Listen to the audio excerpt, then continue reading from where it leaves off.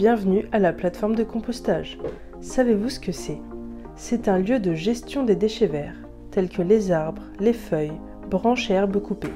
Ils suivent un processus de transformation en terreau afin d'être réutilisés dans les plantations. Est-ce que tout le monde peut ramener ses déchets verts? Eh bien non, seuls les professionnels des communes du CALC, collectivité d'agglomération du centre littoral, comme les communes de Roura, Montsinéry et Macouria, sont concernés.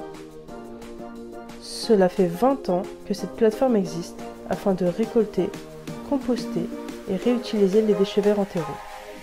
Il peut être vendu autant aux entreprises qu'aux particuliers. Ensemble, allons découvrir les différentes étapes du processus de transformation de ce lieu. Allons-y! Première étape de compostage. Les entreprises, et non les particuliers, peuvent ramener leurs déchets verts en camion qui sont entassés ici derrière moi. Puis, ils seront triés par les agents de la plateforme d'ici 24 heures. Le lendemain, les amas de déchets passeront par les autres étapes du processus de transformation, c'est-à-dire le broyeur, le caisson de fermentation et maturation et le cribleur. Plus qu'à les mettre en vente sous forme de terreau.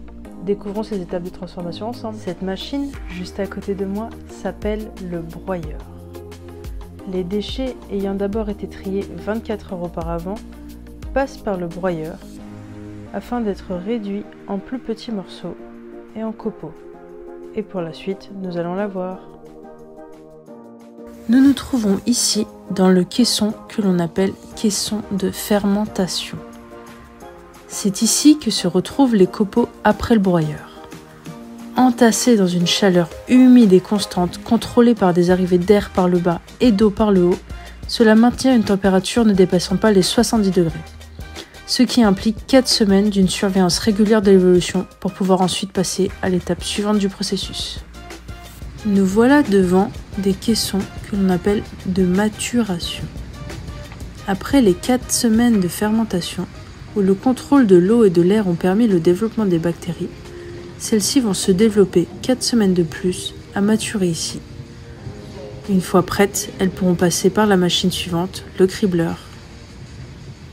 Allons la voir.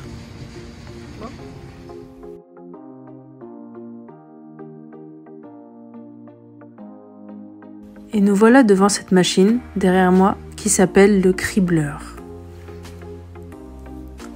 Son rouleau rotatif et sa brosse lui permettent de trier les déchets verts par taille et de les diviser en 2 tas. L'un trop gros recommencera le cycle de compostage, tandis que l'autre plus fin sera prêt pour la vente. Voici ce qu'est un cribleur. Toutes les étapes sont maintenant effectuées. Cette dernière étape consiste à laisser reposer le terreau et à analyser des échantillons pour contrôler la quantité de bactéries et sa température. Ensuite, il pourra être mis en sachet, prêt à la vente. Si cela vous intéresse, vous pouvez en acheter ici, bien entendu. Merci pour votre écoute.